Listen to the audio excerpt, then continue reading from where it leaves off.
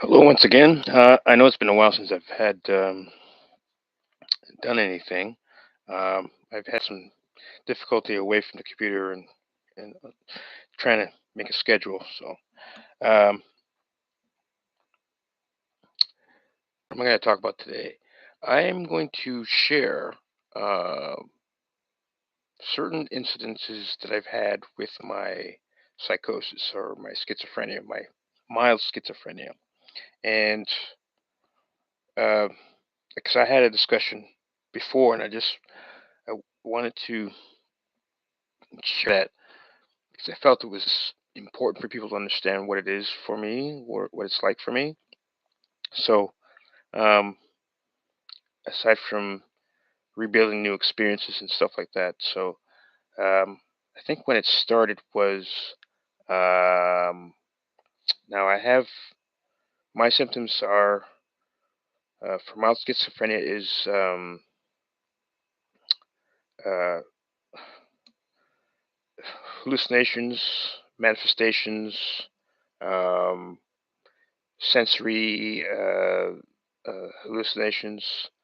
Like in other words, if I had a moment where I was going to bed and feeling relaxed and everything, and these were beginning stages for me, um, and I didn't know what was happening to me.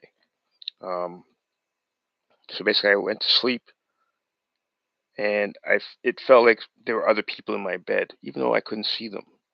Um, that's the physical part of it. Um, I think in the beginning, uh, when I was younger, I had premonitions.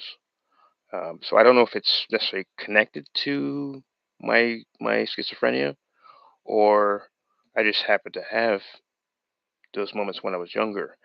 I think I was two, because my aunt used to tell me when I was at my aunt's place. She used to tell me uh, when I was much older. She used to tell me that I would sense when somebody was coming to the door, and what would happen was is that um, when I first did it, I the door would be closed, and I went to the door and called out my cousin's name, saying, "Yo, hey, hey," and I would open the door, and she would be there. Um, so my aunt discovered that, and noticed it was kind of weird. So, how does a kid do that?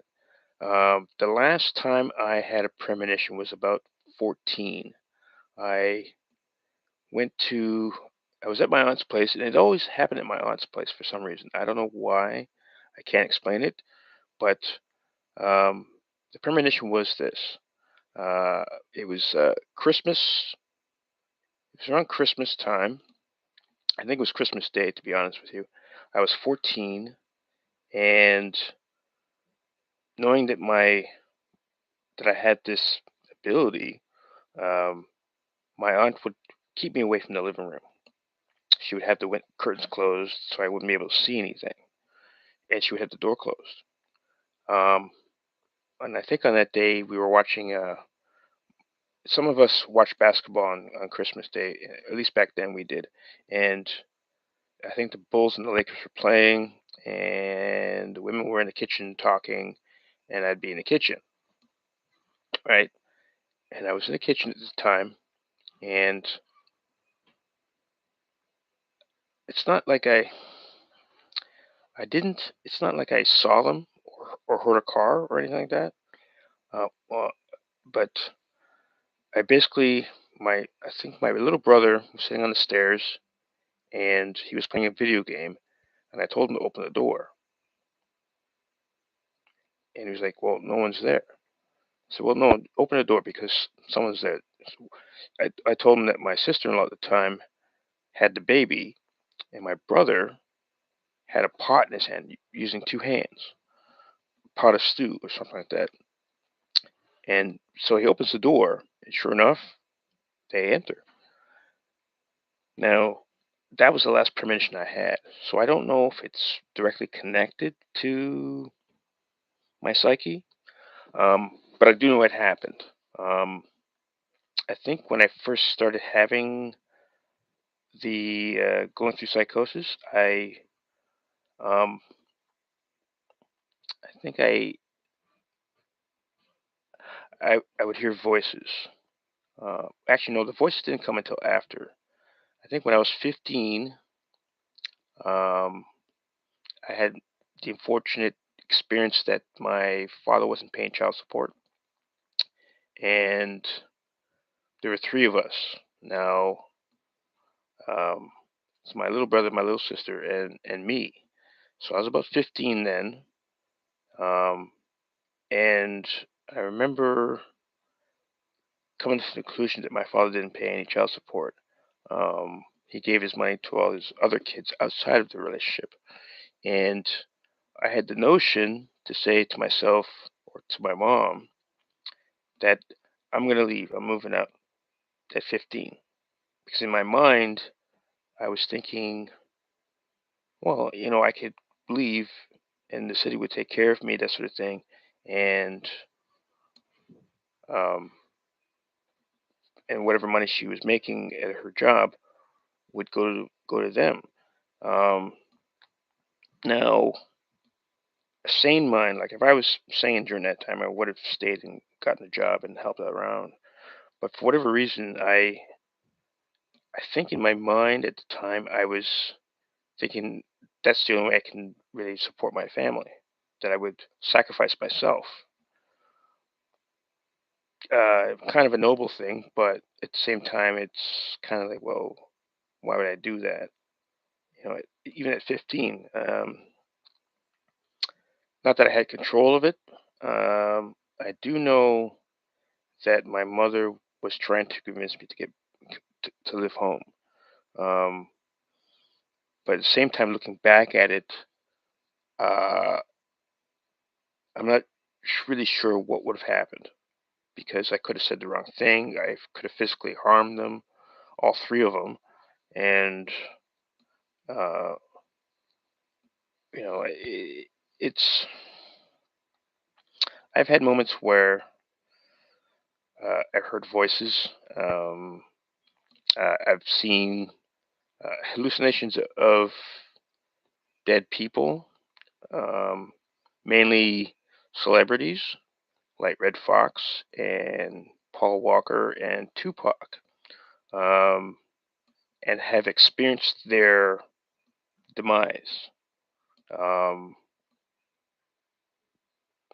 Whatever they were going through at that point in time before they died completely, or at least see, because with Paul Walker, um, the actor who died in that car accident, um, he was on fire, and when they got to him, they sprayed water on him.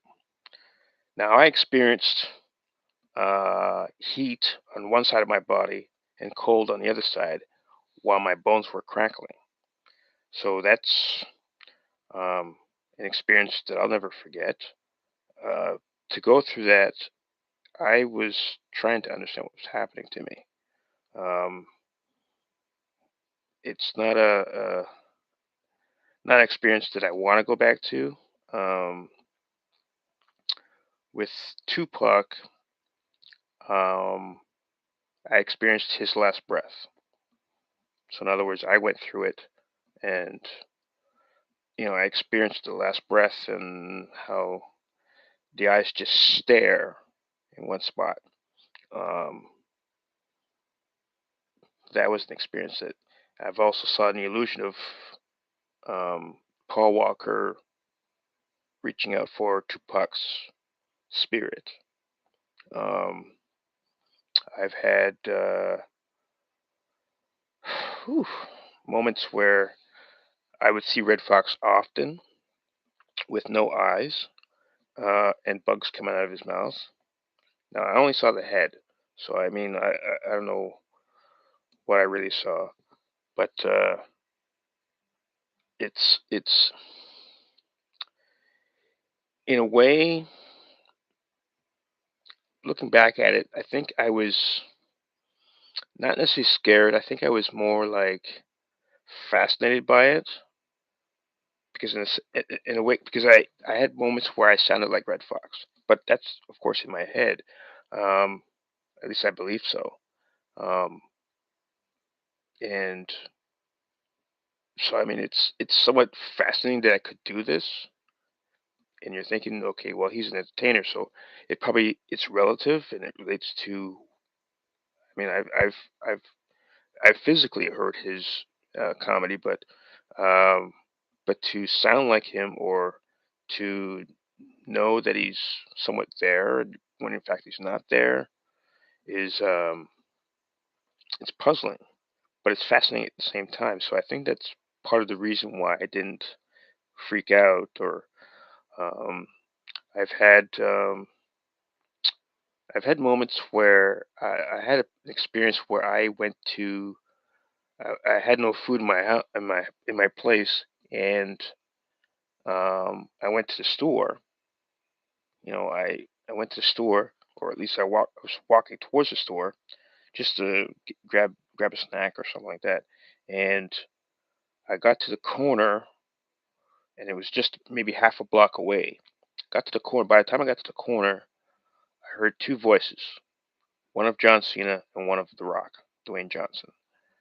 Um, uh, and it really shook me up a little bit because it was like I'm not seeing them, but I'm hearing them, and they were telling me to go back, like go back home or something like that. I was having difficulty, um, but luckily, uh, somebody saw me and saw that I was having some kind of difficulty. It was actually police officers that saw me.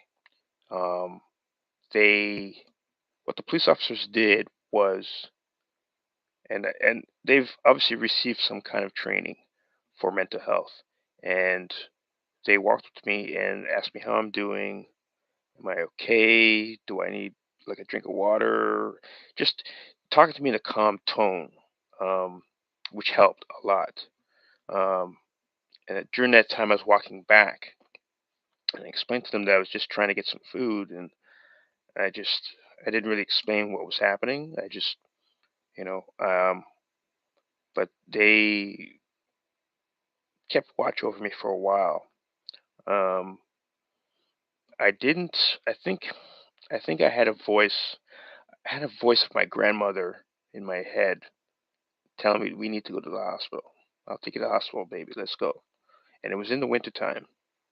Um, but I've always left the hospital. I mean, I went to the hospital on my own 3 times. Was sitting there in the waiting room or whatever space I was waiting for, and um, what happened? If I can remember, it was went inside a room and people were there, kind of watching me, like physically there, watching me, and I'm watching them.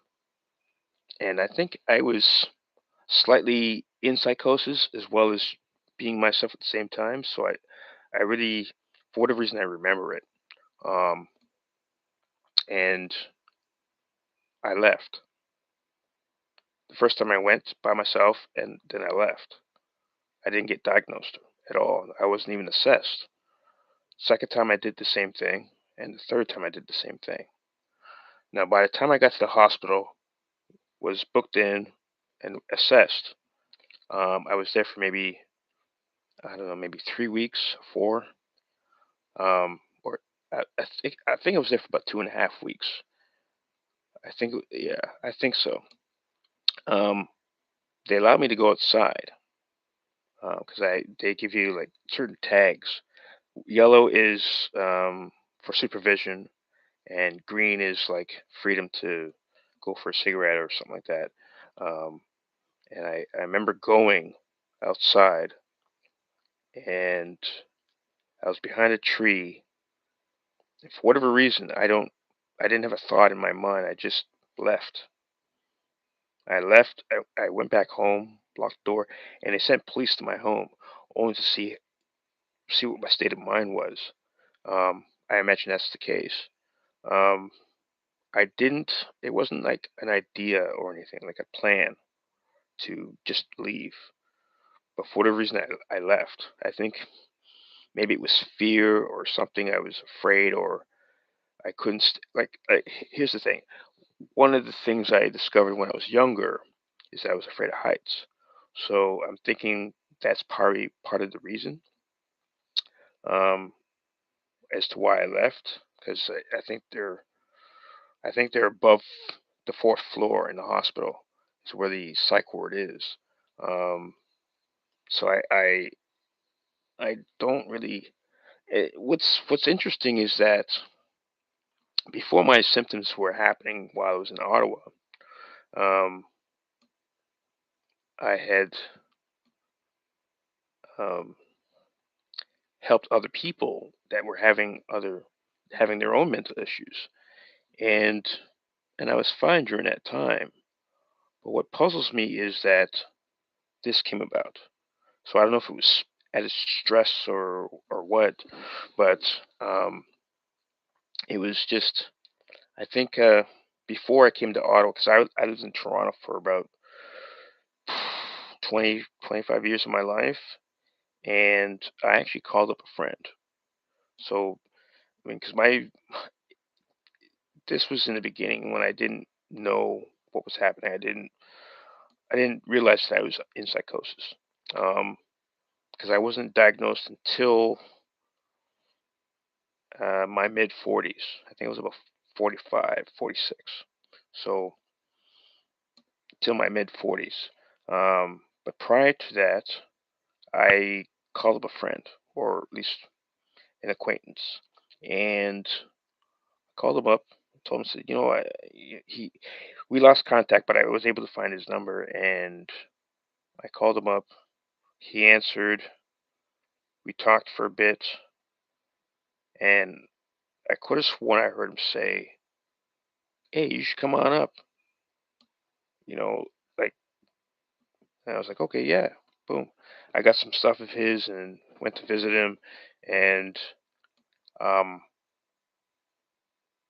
what's strange, what's strange about the encounter is that he was trying to tell me that he never said anything like that, and I fortunately came across another friend who I hadn't seen in 20 years, who's now a police officer. Um, Prior to me visiting Ottawa, and uh, said that I should get my head checked. Um, I do remember going to the hospital with my friends at the time and getting my head checked or checking my brain. And I I can't remember which came first, whether the police officer said that I should go get my head checked, or if it happened during that time and we went to the hospital. Kind of, I think that's what happened. Um, whew. The other part of the whole experience is that a lot of my memories are confused, because there were times when there were times when I uh, would go through an experience, and then somehow I'd forget which what the timeline was. So that's happened often. So I'm still at a point. Well, I'm saying now I'm taking my medication and whatnot, and I'm coherent. But it's just a matter of trying to remember or trying to recall it exactly how it happened. But because before I did see a doctor, and my friends took me at the time, and he gave me something, and I think during that time, um, prior to taking that medication or samples of medication, um, my vision was cloudy. It's like a brain fog or something like that, and it was not. It just came out of nowhere. I mean, like I didn't know what was up. I mean, I guess I couldn't think straight. I couldn't see anything. Um, so I was very much disoriented. And then I think what happened was, if I remember again, um, wow, if I remember to be exact, he gave me pills. I was still staying at the friend's place, and I took the pills for about a week just to see how I was. He wanted to. The doctor wanted to know how it was working, and um, it seemed to be working fine, and I was fine for a good while. I don't recall what I was taking, but it reduced the chemicals in my brain. So whatever I was going through psychologically, it just kind of mellowed out. Um, and then what happened was I my friend went to work, so did his wife. And, well, it was his girlfriend at the time, but they were living together, kind of deal. And they both went to work or something, and I was left there. Um, and I remember writing something on a piece of paper or something like that, and left it as a note. And then I left. Um, so I didn't know. Like I said, during that time, I didn't know what was happening to me. Um, I was not. And the thing is that most for most people who don't have this disability, they that that are normal, I guess you could say. Um, you're not seeing their expressions. You're not really taking into light. It becomes difficult because I mean you can lose friendships over this, and I don't know if I have a friendship with them. Um, if I could find a way to fix it, I probably would try to fix it. Um, so I've lost contact with them as far as I could tell. Um, but I left abruptly. So um, whatever I was feeling that day, I was feeling probably not probably feeling uncomfortable being there for whatever reason. And it, like I said, I mean, it could take away memories. I've had blackouts. Um, Blackouts usually I'm physical during the blackouts, or I'm doing something or saying something. Um, I've had delusions, hallucin- hallucinations, hearing voices, weird sensations around my body, uh, uh, manifestations of I had a manifestation of Bob Marley and Charlie Chaplin and uh, Paul Walker and Tupac and Red Fox, Eddie Murphy. Uh, so I mean, it's and Mickey Mouse was another one. Um, so I mean, it's really because when you're in that state, you're not something just happens. So you're not really thinking. Um, you're not- you're trying to understand what's happening to you. I've channeled my father. That part I've done. Um, and it relates to your memories, um, whatever sort of input you had, whatever sort of effect these people have had on you. Um, so I've been too busy trying to analyze my experience with this mental illness, mild schizophrenia, and it's been uh, really it's been a weird experience. Um, I have been physical with my less dominant hand. I remember I was at home and my room, and I picked up a lamp with my less dominant hand and started breaking it. You know, the whole it just and all I could do was watch myself do it, which was very that was probably the most scared I was. Um, I mean, I wanted to stop, but I couldn't stop. and it was my less dominant hand that was damaging this item in my hand.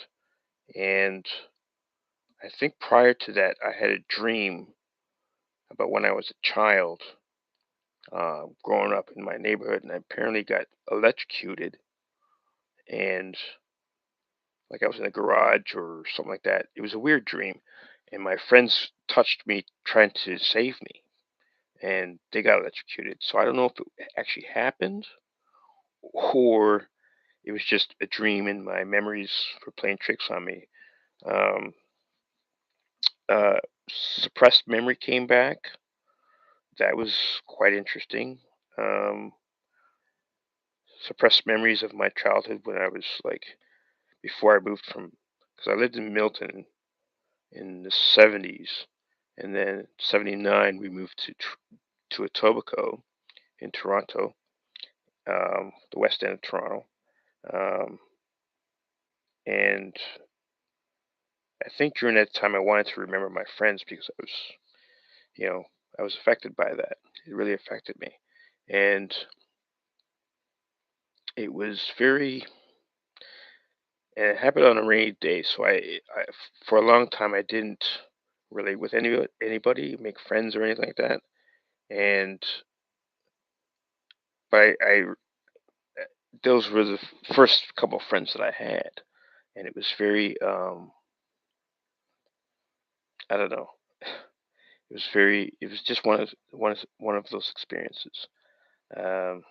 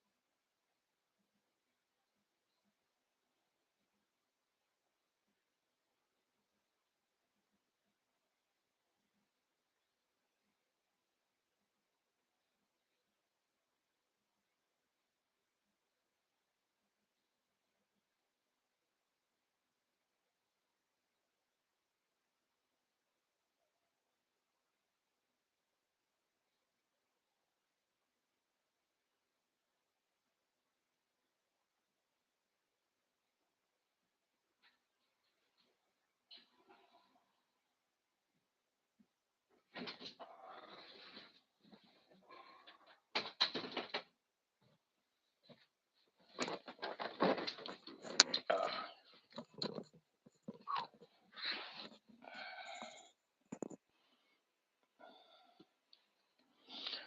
okay, so um,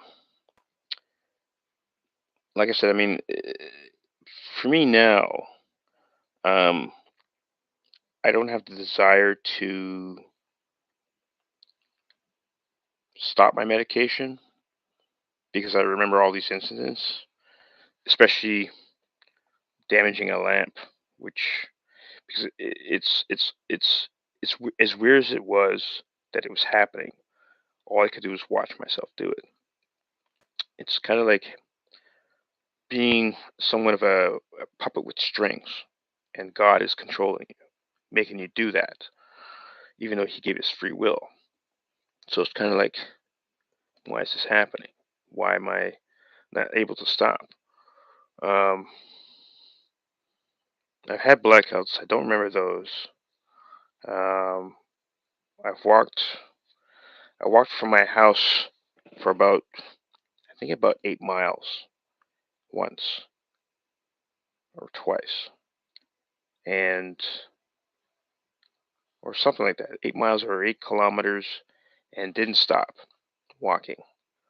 Um, when I look back on it, I'm surprised that I didn't get hit by a car or, you know what I mean.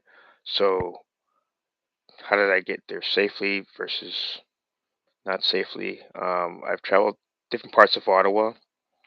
I chose to stay because of um, See, my experience in Toronto, as far as mental health is concerned, is that there's a lot of negative.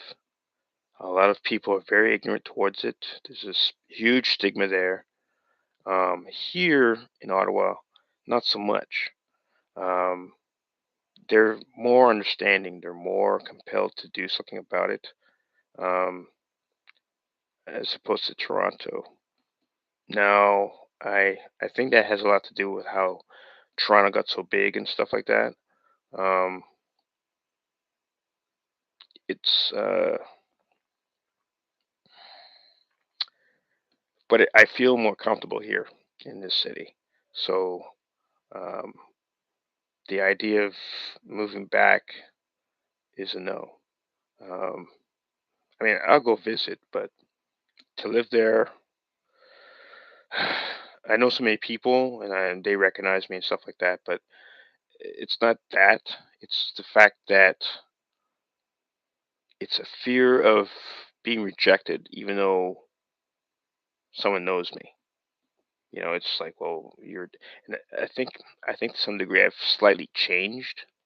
I know I've changed personally, but um, feeling more normal is a good thing. Um, but I think their response to, it, like I don't look for pity when it comes to the illness. I mean, there was a time when I couldn't read fluently at a grade 12 level, um, and it was very frustrating growing up. I mean, it took me an extra 2 years just to finish high school and get my diploma. So, because reading was a huge factor, because if I was to read a book, I was reading at grade 4, 11. My eyes would jump the page. Like I would read a line and I would jump the page and I would lose track of where it was and then get frustrated, throw away the book, and I didn't read for like ever, unless it was necessary. Um, so but now when I discovered that I could read, but periodically I would try to read. So it wasn't like I completely quit.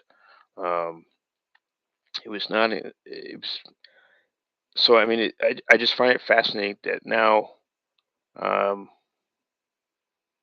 I think prior to discovering that I could read, I felt moments in my brain that it was like someone taking the wires of a stereo, trying to rewire electricity to this outlet and that outlet, and trying to rewire something.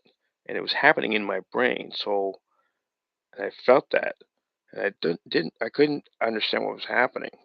So and I kind of forgot about it, and then I eventually picked up a book. I'm not saying it happened that same day, but I eventually picked up a book, and I I think what happened was I was reading. I just started to read, and I read the line, and then my eyes connected to the second line, and of course I finished the book, and I was just like, "Wow." um, I know it doesn't sound like a big deal, but it is a big deal when you have the ability to read at a university level. So um, it's I was just amazed. I was so excited. I just had to share my experience. So it's a relief now when I look back at it. It's now I understand why I couldn't read beyond the grade 4 level. So, um, but it's also changed a few things. Having to When your brain chemistry changes, certain things are taken out. Like um, prior to knowing that I had an illness, I used to smoke marijuana. Not every day. I would smoke it like once a month or once every 3 months.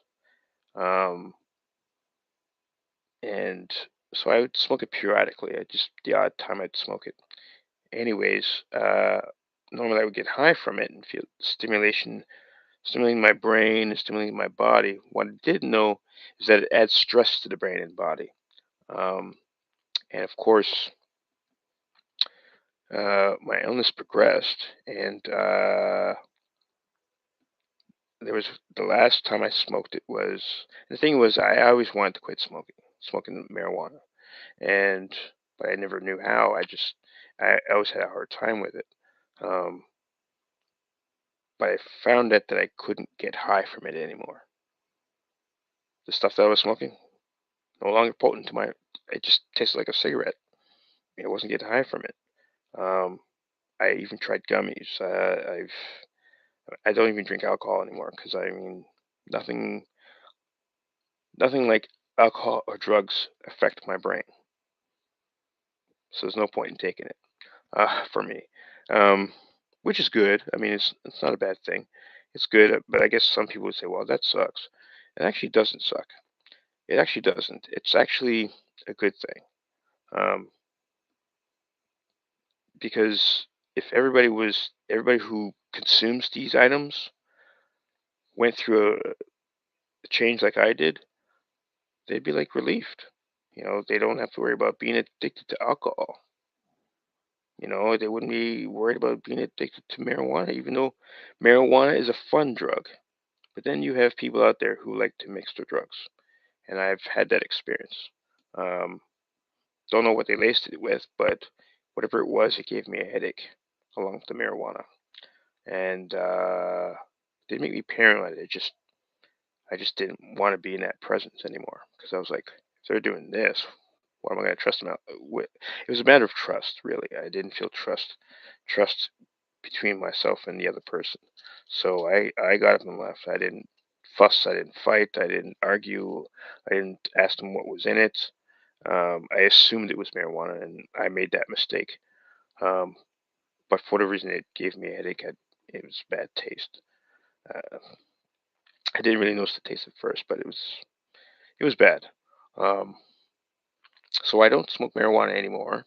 I don't drink anymore, which is really a good thing because I'm also pre-diabetic as well. So and there's a lot of sugar in alcohol, regardless if it's beer or because you got to think, well, drinking beer goes to your stomach, and all that sugar can affect your insides, could affect your liver in such a way that it's like, whoa, especially if you are a chronic drinker. So if you're an alcoholic, you're going to have lots of problems. Um, what else was I going to say? Uh, I think no, I've seen videos where people show their symptoms on camera. In my case, I don't feel comfortable with that because,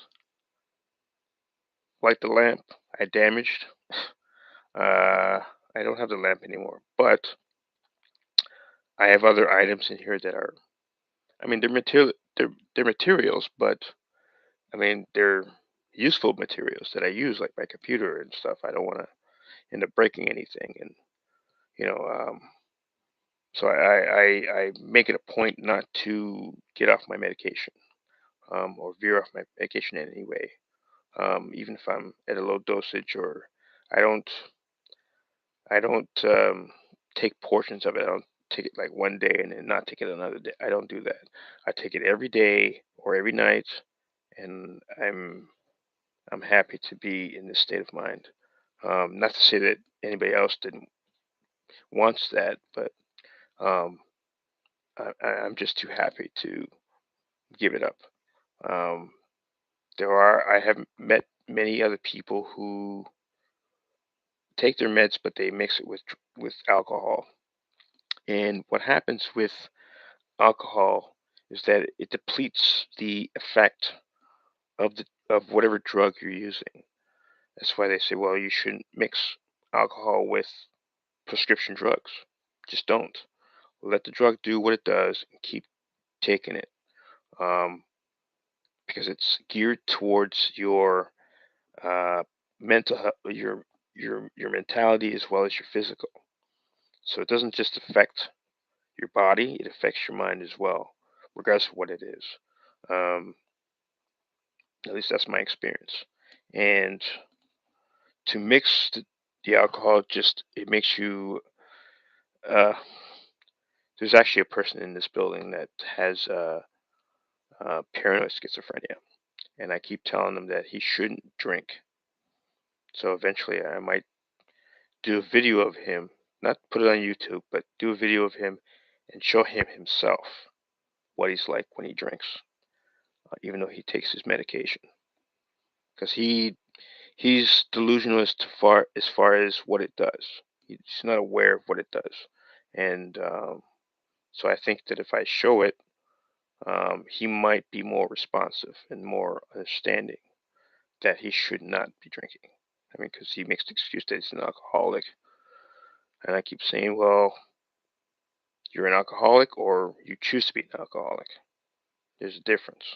Um, 'Cause last time I talked to him, he was coherent in himself.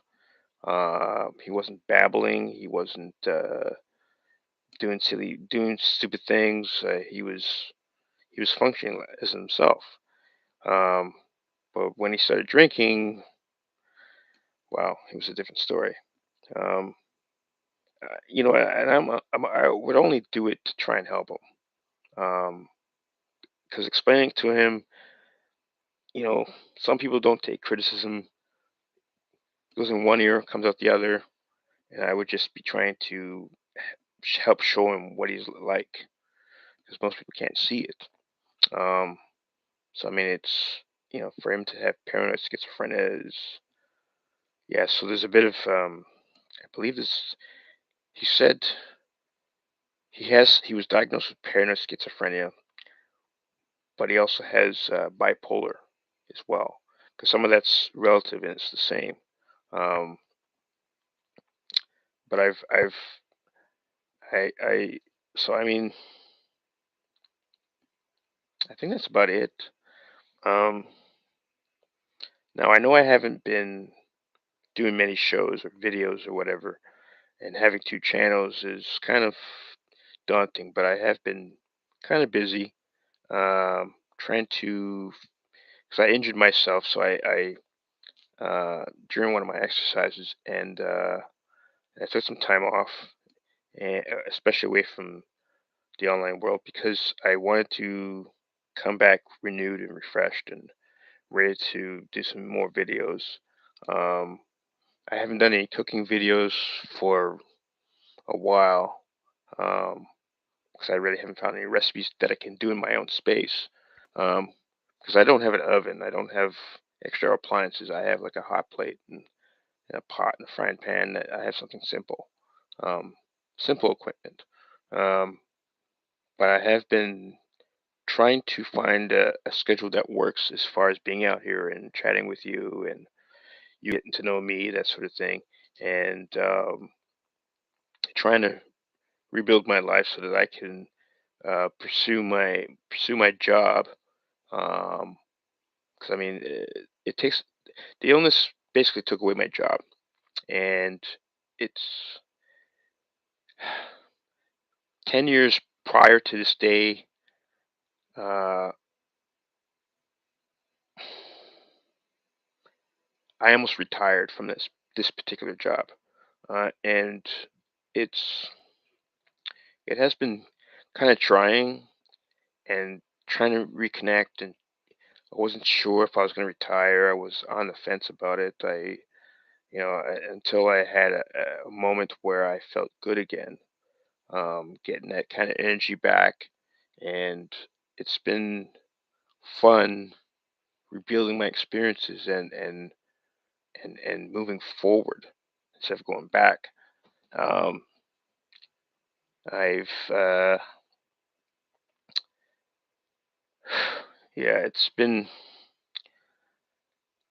I mean, for 10 years I didn't work, so I mean, I lost a job and I lost a side job or a part-time job, and that just told me I needed a mental health break. Um, and it was necessary to step away for that long. Um, and I'm glad I did. But I'm hoping to be out here on a daily basis and do this show over and over again. And if you like what you hear, please like, share, subscribe. It'd be greatly appreciated. And hopefully, I'll see you here the next time. So, have a good day. Take care of yourselves.